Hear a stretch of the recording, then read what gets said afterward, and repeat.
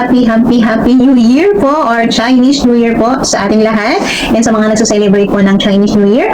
Kong Hei Pa Choi, meaning is wishing you prosperity and Sanin Payaluk, Happy New Year. Ayan. So, happy New Year po sa ating lahat. So, ayan, mag-isa lang po ako ngayon kakain po na ng dinner. Ayan. So, ito po, syempre hindi mawawala ang rice and my favorite chicken.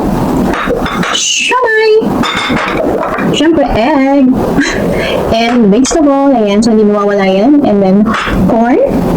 And syempre, hindi mawawala ang pinaka-favorite ko, egg tart. Ayan.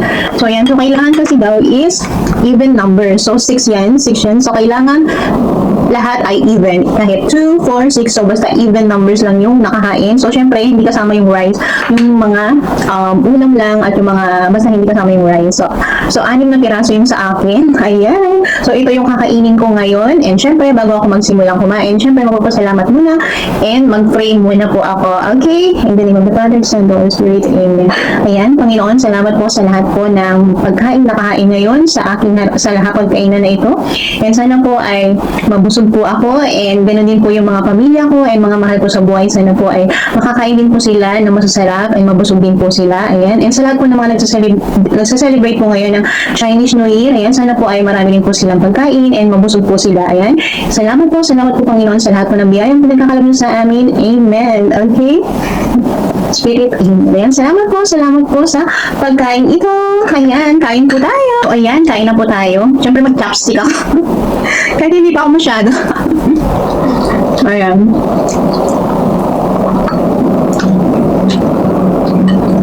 So, ina-advance kasi ng amo ko at ng sir ko na gumamit daw ako ng chopstick.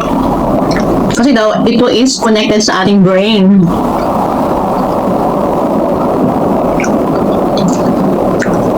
So, kailangan kumain and sanayin ako chopstick.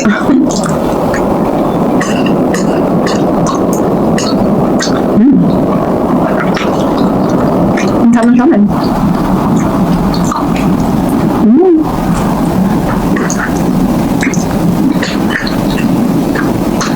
Rice is left. Yan, dalawang klase yung binili kong chicken. Isang spicy at saka original. So, try ko nga itong spicy na yun. Kung ito yung spicy. Spicy nga.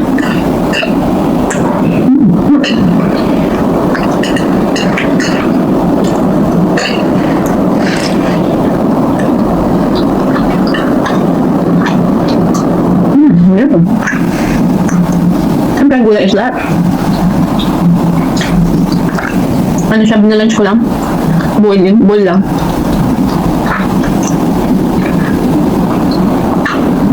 Ang siyempre corn.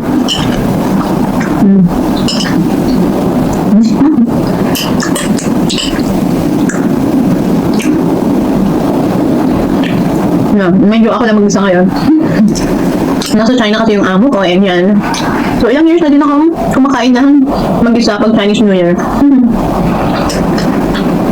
Tradition kasi na yun, nabibisitahin nila yung kanilang mga magulang. Ayan. O yung matatanda. Kaya doon sila nagsa-celebrate.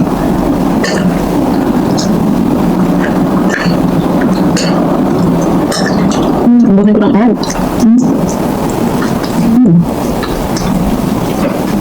So, kailangan na natin kumain ng isang itlog sa isang araw.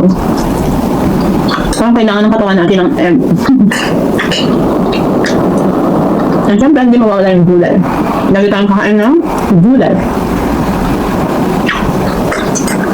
Kahit na anong gulay, basta gulay.